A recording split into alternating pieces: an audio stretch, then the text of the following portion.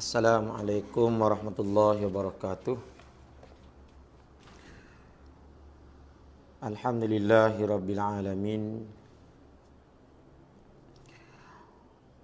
Wal aqibatu lil muttaqin wa la udwana illa 'alal zalimin. Asyhadu an la ilaha illallah wahdahu la syarika lah. Wa asyhadu anna Muhammadan 'abduhu wa rasuluh. Arsalahullahu basyiran wa nazira baina yaday as-sa'ah fa'addal amanah wa ballaghar risalah wa nasahal ummah wa jahada fi sabilillahi haqqa jihadih. Allahumma salli wa sallim wa barik ala sayyidina Muhammad wa ala alihi wa ashabihi wa atba'ihi ila yaumiddin, amma ba'd. Qala Allah Ta'ala fi kitabihil aziz ba'da a'udzu billahi minasyaitonir rajim. Bismillahirrahmanirrahim. Ya ayyuhalladzina amanu taqullaha haqqa tuqatih wa la tamutunna illa wa antum muslimun. Wahai orang-orang yang beriman, bertakwalah kamu kepada Allah dengan sebenar-benar takwa, dan janganlah kamu mati melainkan dalam keadaan Islam.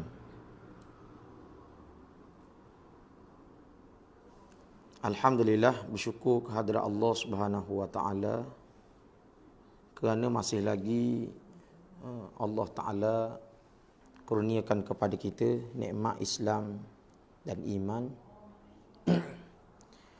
Mudah-mudahan dengan dua nikmat ini dapat dikekalkan oleh Allah sehingga kita mati. Kita sambung lagi perbahasan kita ataupun perbincangan kita dalam ilmu berkaitan dengan fiqh, seperti mana yang kita bincang sebelum daripada ni.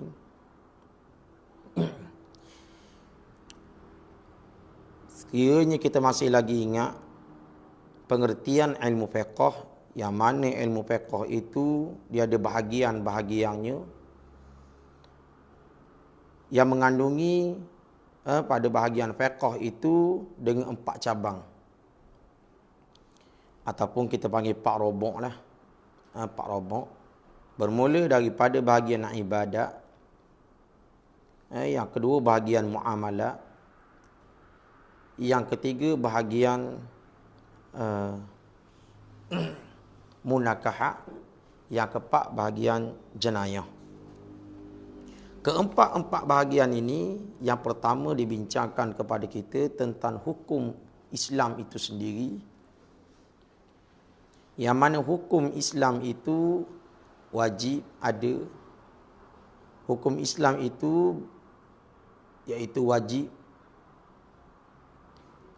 ataupun kita sebut adanya wajib, adanya sunat, adanya haram, adanya makruh, dan adanya harus. Kemudian ulama' wak mari lagi tambahan 2, iaitu sah dan batal. Kita pergi pada satu persatu persoalan ini berkait dengan hukum. Kalau kita tak tahu hukum, lagu mana kita nak selaraskan kehidupan kita dengan hukum? Yang pertama ditanya kepada kita, ataupun persoalannya, apakah dia wajib itu? Wajib-wajib ni apa dia? Tak. Maka dikata wajib ni ialah suatu yang mesti, ataupun bahasa kita tak dapat tidak dikerjakan. Jika kita kerjakan pula hak benda wajib ni, mendapat pahala. Bagaimana pula kalau kita tinggalkan perkara yang wajib? Maka hukum kata mendapat dosa. Maka tiap-tiap seorang mesti nak tahu berkait dengan perkara wajib tersebut. Contohnya sembahyang, peribadatan puasa, zakat, Contoh sembahyanglah paling mudah. Mengerjakan sembahyang yang 5 waktu. Itu adalah perkara yang wajib diperintahkan oleh Allah Subhanahu wa taala. Tiba-tiba hak wajib ni kita tak buat, maka dapat dosa. Rajin ke malas ke kita kena buat.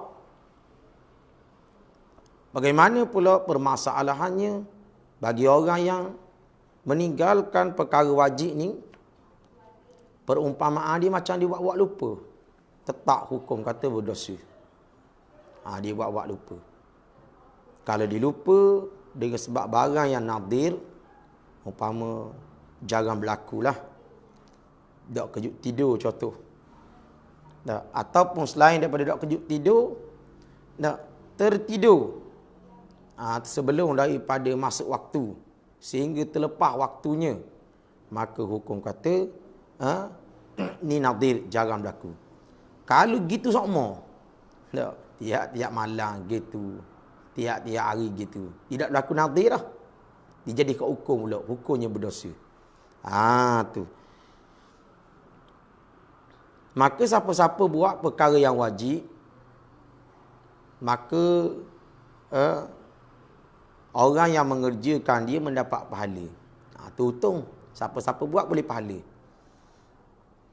Pahala ni barang tak nampak. Kalau barang nampak mudah. Macam bagi duit mudah. Cokoh nampak. Pahala ni barang tak nampak. Hanya kita akan melihat pahala saat ni di sisi Allah, iaitu di hari perhitungan kelak. Oh, banyak ni pahala aku. Tetapi telah pun ditunjukkan oleh Allah bila mana seorang itu dekat-dekat nak mati. Apabila rohnya, nyawanya sampai di halqam. Orang kita panggil mandang. Mandang ni mandang dia. Mandang anak bini ke? Tak. Bukan mandang anak bini. Datuk mandang dia agak-agak. Dia mandang suratan amalan dia. Banyak ke sikit. Baik ke buruk. Tu orang panggil mandang. Bagaimana kau di hari kiamat kelak? Saat mana kita nak mati lah. Bermula nak kiamat. Ataupun bermula alam akhirat itu. Kita tengok suratan amalan kita ni. Banyak arah perkara-perkara yang tidak baik. Wal'iyazubillah, minta berlindung dengan Tuhan. Masih hidup ni. Kalau kita tengok perkara yang baik saat mana sakaratul maut, dia panggil permulaan kepada kita nak menuju alam akhirat, iaitu mati. Kita tengok suratan amalan kita. Aduh, banyaknya baik. Tu pun walaupun orang tengok banyak baik, maka masing-masing merasa rugi lagi. Kenapa tidak banyak lagi? Seperti mana kisah yang berlaku pada seorang sahabat. Buat dah perkara baik, tapi dia nampak kebajikan tu hebat pahalanya, dia rasa nyesal pula. Oh, kalau tahu aku banyak lagi. Gitu. Yang kedua, perbezaan di antara wajib dengan fardu. Tadi kita faham makna wajib. Orang kata, dah beza dia fardu dengan wajib ni. Sebenarnya sama saja maksudnya. Tu kecuali dia ada dipanggil apa ni? Dia ada dalam masalah haji saja. Dalam masalah haji dia ada sikit perbezaan. Gitu. Kemudian bahagian-bahagian fardu. Ada berapa fardu ni? Saat ni kita sebut wajib. Ni fardu. Beza fardu dengan wajib, makna yang sama saja maksudnya. Dia kata bila sebut perkara fardu, fardu ni ada berapa? Fardu ni terbahagi kepada dua. Fardu ni. Ataupun kita panggil hak wajib ni bagi pada berapa? Dua. Yang pertama, wajib aini. Ataupun kita panggil fardu ain. Yang kedua kita panggil fardu kifayah. Kena faham betul-betul. Sekarang ni kita tunjuk gambar orang dulu, raka-raka dulu. Fardu ain, contoh-contoh dia apa dia. Kita akan bincang pada ni. Fardu kifayah ni apa dia? Sampai kali ni ada orang tak faham lagi maksud fardu ain dan fardu kifayah. Fardu ain kita kata. Apakah yang dimaksudkan dengan fardu ain? Tak boleh nak beza lagi ni. Lagu mana fardu ain? Fardu ain dia kata suatu yang wajib kita kerjakan. Ain bukan nama orang ni deh. Ain dengan makna diri. Dia tak boleh nak pakai buah orang lain. Dia pakai diri sendiri. Diri sendiri kena buat. Diri sendiri kena buat. Kemudian dia kata fardu ain ni wajib dikerjakan oleh tiap-tiap individu. Lebih-lebih lagi dikata sini individu mana? Yang pertama sekali syaratnya hak yang wajib kena buat Islam. Hak ni individu ni. Individu Islam. Kemudian dia ni baligh, berakal. Dan kewajipan ni tidak terlepas tanggungjawab. Tidak boleh nak pergi pada orang lain, tak boleh. Macam semayang, tak boleh nak pergi ke orang lain suruh buat, dia pun lepas beres. Tak boleh. Tak. Dia kena buat masalah ni. Kewajipan semayang tu dia kena buat. Dia tak boleh kata, mu tak boleh semayang aku hari ni boleh? Tak boleh. Ataupun orang lain buat dah, kita pun rasa lega. Tak boleh. Tak gitu juga. Dia kata kewajipan ni, yang disebut sebagai kewajipan semayang, tanggungjawab individu tu. Dan dia akan dipersoalkan di hari kiamat kelak. Orang lain tak soal, dia akan disoal oleh Allah. Tu. Bukan sebab kerana dia, orang lain kena soal dia. Melainkan atas beberapa faktor adalah perkara-perkara yang melibatkan dengan kita bincang dalam bab munakahat akan datang. Kemudian dia kata tu kita faham daripada maksud fardu ain. Belajar pun sama juga belajar. Belajar menjadi fardu ain. Belajar bab semayang, belajar bab puasa, belajar bab dalam semua kehidupan kita seharian ni nak melakukan satu-satu benda, wajib belajar. Bukan orang lain belajar, kita boleh selamat dah. Kita sendiri kena belajar. Kita sendiri kena belajar. Sebab itu dalam hadis Nabi SAW, kelebihan belajar tu banyak. Tak. Sehingga Allah Ta'ala permudahkan salaka tariqan fil jannah. Permudahkan jalan menuju ke syurga. Tapi sedikit saja manusia yang faham maksud salaka tariqan fil jannah.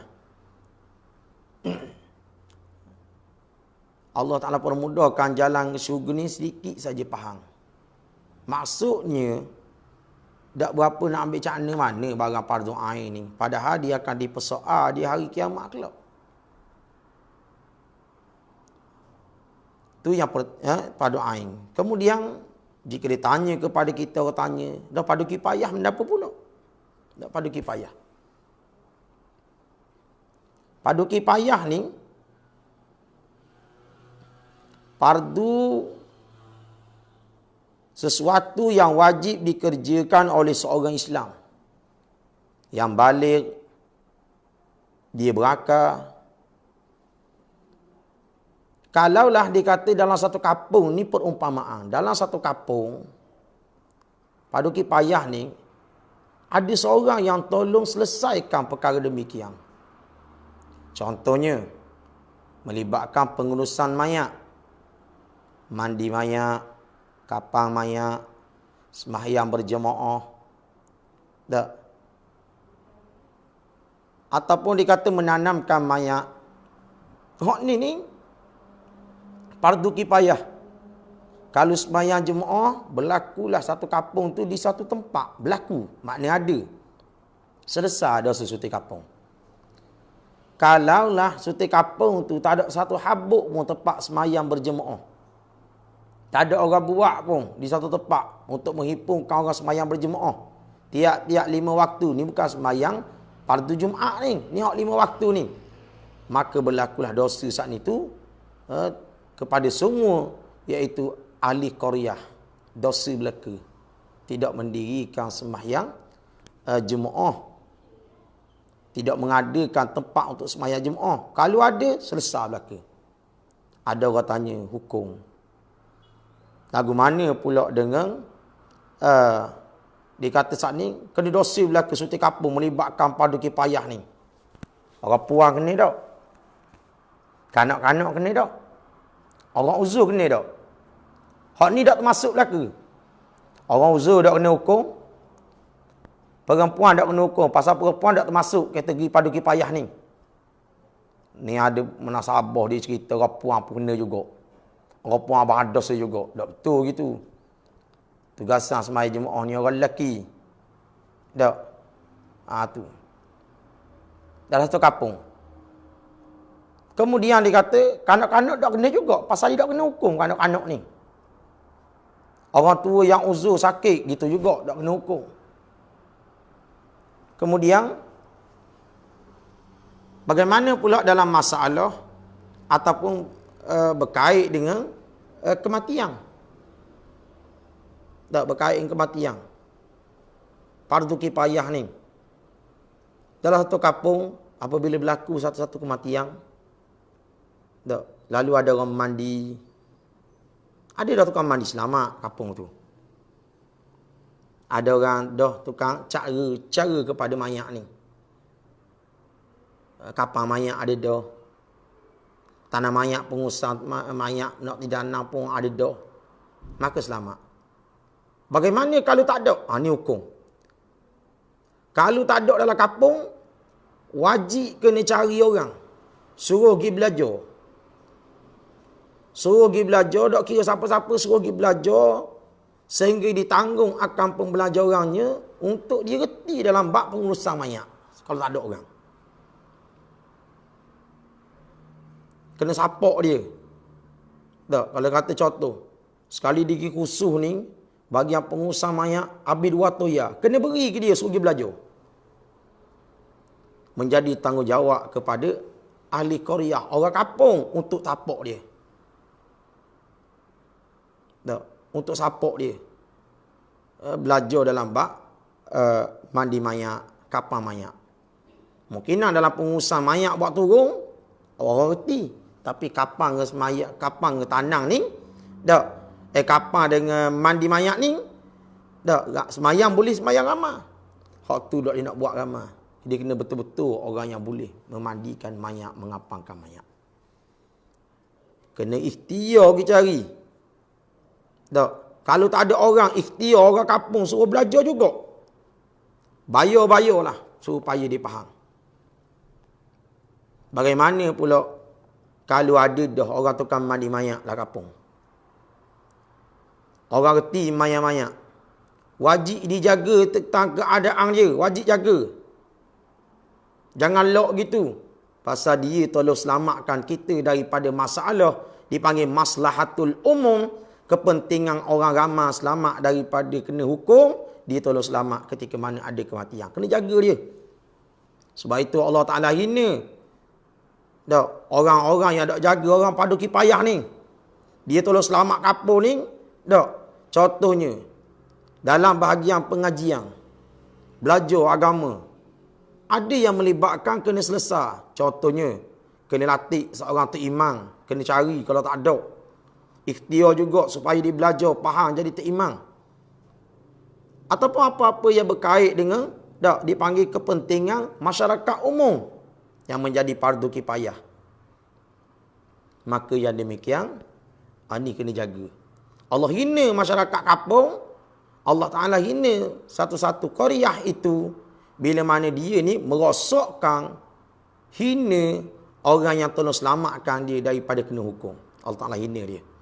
Sebab itu jaga-jaga. Benda ni nampak mudah je. Bukan cara makan minum saja. Tapi banyak kena cara juga dalam bab hukum agama. Kita duduk sibuk nak cara makan minum je. Tak bab napakah pergiam-giam. Tapi benda lebih asah lagi kita patut kena jaga. Contohnya kita ada dalam kampung kita orang pergi belajar. Pergi belajar pondok. Pergi belajar tahfiz. Belajar agama. Tak kira lah. Apa sahaja bidang yang dia belajar ni. Apa sahaja bidang yang dia belajar. patut wajib bantu dia. Pasal apa? Dia tolong selamatkan hukum fardu kifayah kita dalam kampung. Kalau ikut kampung ni, satu kampung kena ada orang yang alim, reti, faham dalam bab hukum akam. Kalau tak ada, wajib kena pergi atas, pergi suruh. Sapak dia, belanja dia untuk dia belajar. Kadang-kadang kita sayang benda perkara dengan guning. Dia kata bukan anak aku nak suruh-suruh pun. Padahal orang tolong selamatkan kita daripada hukum tu. Sebab tu kalau ada orang minta sumbangan untuk pelajar-pelajar, tak, hak ngaji agama ni beri, apa salahnya? Zakat-zakat boleh keluar, tak ada masalah. Termasuk dalam asnaf yang lapang. Tapi sayang nak beri rela buat kita lain. Tak, rela buat makan-makan. Padahal benda besar lagi yang perlu, mesti kena buat. Tu. Kemudian, orang yang dikata, maka sekalian orang Islam menanggung dosa kalau tak selesai masalah fardu kifayah ni. Sebab itulah kitab ni disebut, yang amat penting ni kitab Zainul Talaq. Perhiasan bagi penutup, maka dikata seperti sembahyang jenazah. Tu. Sebab itu Nabi larang kita hina orang pergi belajar, larang hina orang alim, larang hina orang yang pergi dengar, larang hina orang yang kasih pada orang baik-baik, orang yang belajar. Nabi kata, ija'al aliman aw muta'alliman aw mustami'an aw muhibban wala takun fi fatahlik. Nabi kata, mu kena jadi yang pertama golongan ngajar, tak boleh jadi ngajar, jadi orang belajar, tak boleh jadi belajar, golongan dengar, tak boleh jadi golongan dengar, golongan yang kasih pada orang dengar. Lain daripada tu patahlik, Allah hina laki-laki. Pasal apa? Kalau kita pun dengan belajar dah, kita tak ambuh dah. Tak. Dengan dengar pun kita tak ambuh dah. Dengar orang baik-baik pun kita tak ambuh duduk sekali dah. Patahlik, Allah binasa kehidupan kita. Maka hak tu yang pertama, iaitu hukum wajib. Kita pergi pula hukum yang kedua. Apakah dia makna sunat? Sunat ni apa dia? Sunat ialah sesuatu yang digalakkan oleh agama supaya dikerjakan. Agama suruh kita buat barang sunat ni. Lalu kalau buat boleh benda? Jika dikerjakan ataupun kita buat perkara sunat, tak, maka mendapat pahala. Macam tadi juga, pahala boleh mana agak-agak. Di hari kiamat kelak. Dunia kita tak nampak pahala. Pasal bukan bersifat mata benda yang boleh nampak pada mata. Air dia nampak tak. Kemudian dikata, bagaimana pula seseorang tu tinggal, dia tak buat sunat. Dia tak buat sunat. Tidak mendapat dosa. Dosa tak dapat dosa. Tapi kalau buat, boleh pahala. Sebab itu, kelebihan hak sunat ni, niat nak buat, boleh pahala dia. Tak nanti buat lagi. Tak. Tu. Niat nak buat, boleh pahala dia. Kalaulah dia kata, buat, lagi yang banyak. Niat, boleh 10. Buat, boleh 70. Ini kelebihan daripada pahala di sisi Allah Subhanahu Wa Taala. Nampak? Tak nampak. Tapi kalau buat macam kerja, orang bagi ganda lagu tu. Allah, ada kata tak tidur lah. Tak tidur lah malam. Pakai dia buat lagu tu. Dia kata kalau kita ni buat satu kerja ni, boleh 10 ya. Ambil lagi nombor 2, boleh 20. Agak-agak malam tu tidur tak? Tak tidur. Rela buat sampai beratus-ratus. Pasal apa? Nampak dah duit masuk. 10, 20, 30, 40, gini-gini. Tapi pahala tak nampak. Sebab tu, sedikit manusia yang bersyukur di atas nikmat Allah. Wa qalilum min ibadiyas syakur. Pasal tak nampak. Tu. Macam belajar jugalah. Lah ni Nabi SAW. Siapa-siapa yang mari singgah. Seorang sahabat ni kata, Ya Rasulullah. Tak. Didengar Rasulullah SAW bersabda. Ada disebutlah kitab Al-Jauharil Mawhu' wa Munabbihatil Qulub. Ada cerita kelebihan dia. Mari bukannya mari dengar pun, mari duduk tenggek je. Tak mari duduk tenggek je dekat orang dengar majlis ilmu ni. Maka boleh pahala dah. Tak, perjalanan dia turun daripada rumah tu boleh pahala dah. malaikat duduk menghapakan sayap malaikatun ajnihatiha. Dak, malaikat beristighfar bermula daripada perjalanan sehingga balik pula. Allahu Rabbi. Tu. Tu kelebihan sunat. Tapi belajar wajib. Belajar bukan sunat, belajar wajib. Dia dengar. Tak. Tu. Dia kata boleh nak dengar dalam set, boleh, tak ada masalah. Tapi kelebihan besar tu sayang, dah ambil. Kita hari ni generasi mestilah lebih-lebih lagi generasi muda. Tak. Generasi muda, khususnya kita di negeri Terengganu, bila mana Islam memerintah, wajib rakyat-rakyatnya ataupun orang di bawahnya faham ilmu agama, faham, wajib faham. Ni seolah-olah macam tak faham lagi ilmu agama. Tak. Macam tak tahu benda bab ilmu agama. Sebab itu wajib kena faham. Barulah baldatun tayyibatun wa rabbun ghafur. Lagu mana nak dapat negeri yang baik? Pengampunan daripada Allah dapat. Lagu mana? Lagu mana? Mestilah mengajak masyarakat dia faham dalam bab ilmu.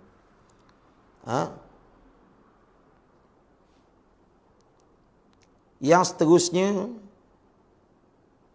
berkait dengan hukum haram.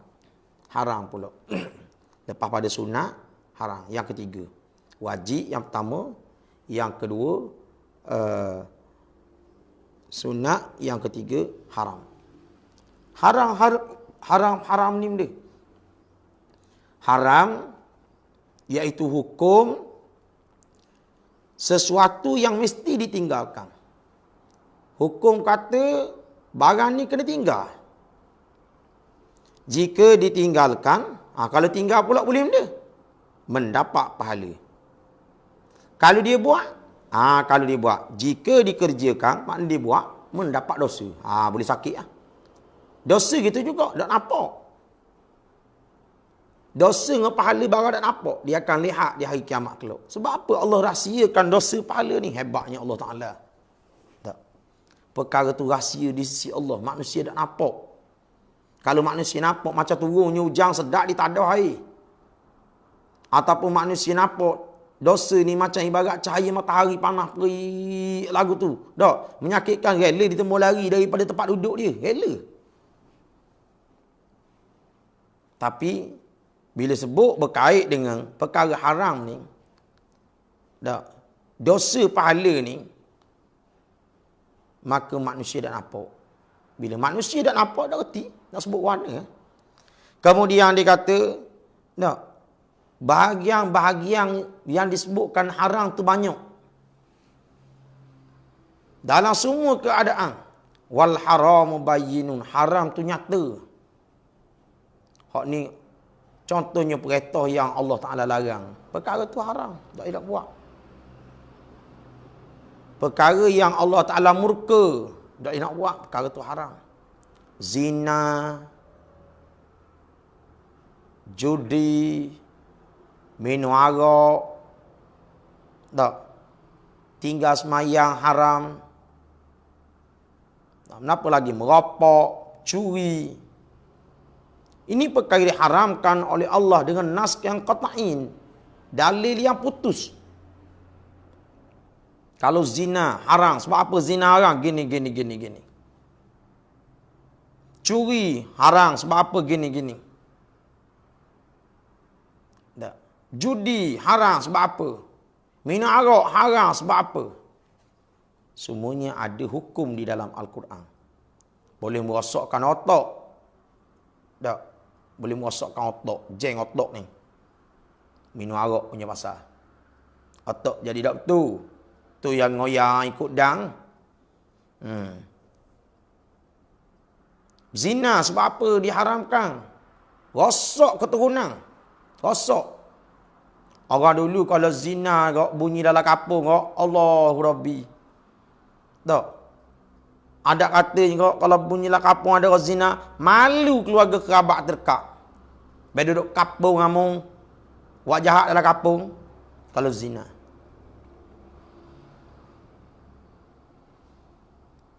Di sana hukum Allah Ta'ala bagi orang zina berat. Curi. Harta boleh jadi rosak. Rumah tangga jadi tak baik sebab curi ni. Puno rana habis.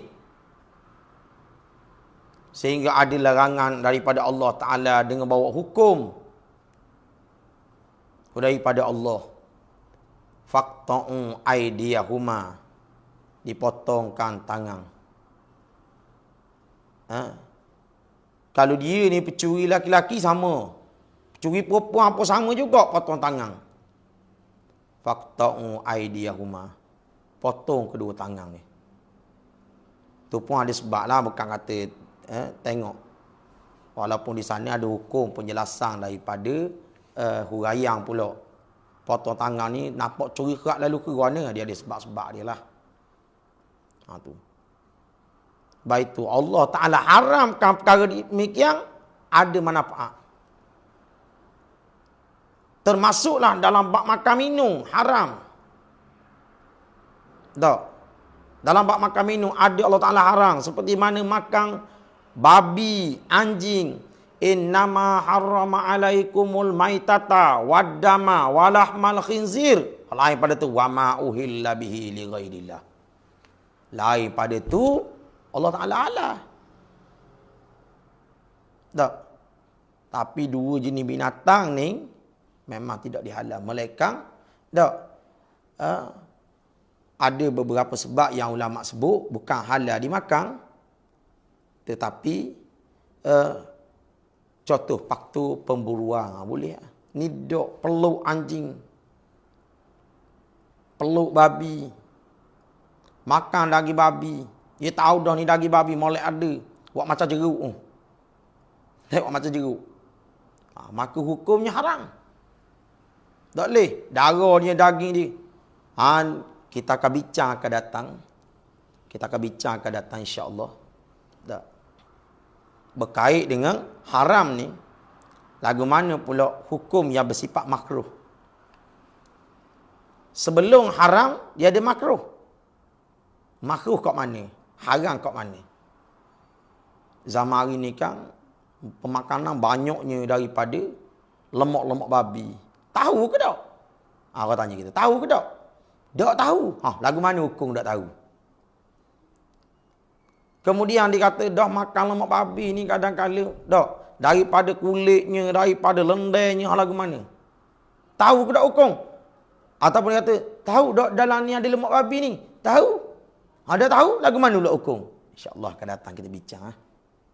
Boleh nak ayat lalu? Boleh. Tak ada masalah. Biar akan datang kita bincang insyaAllah. Mudah-mudahan walaupun sikit, qalilan. Sikit-sikit kita dengar, sebenarnya manfaat kepada kita. Tunggulah insyaAllah. Untuk akan datang pula. Merayak lagu ni untuk manfaat dia pertama. Jangan hati kami saja nak belajar. Tapi gilah dengar-dengar tiap-tiap malam ada kuliah masjid surah pergi dengar. Tak. Tiap-tiap malam ada masjid surah ngajar, pergi cari kat mana-mana tempat. Jangan anggapkan dalam live saja kita nak. Hak ni sekadar masa terluang, boleh kita buat insya-Allah. Boleh pakat-pakat dengar. Tapi yang paling besar sekali, rumah Allah mesti kena singgah, masjid surah kena pergi. Tu kena pergi. Belajar situ lebih baik daripada dengar dalam headset ni. Headset ni sekadar je. Tapi kelebihan besar yang dijanji oleh Nabi SAW, mereka yang man kharaja yatlubul ilma, siapa yang keluar daripada rumah dia, jalan, melakah, keluar daripada rumah kerana menuntut ilmu, maka Allah Ta'ala beri kepada mereka itu pahala perang fisabilillah, pahala yang hebat. Malaikat yang ada di langit dan bumi beristighfar, minta ampun. Tak apa tu. Jadi mudah-mudahan apa yang disebutkan di sini memanfaatkan kepada diri saya dan juga kepada penonton-penonton sekalian insya-Allah. Jangan rasa perkara ni mudah.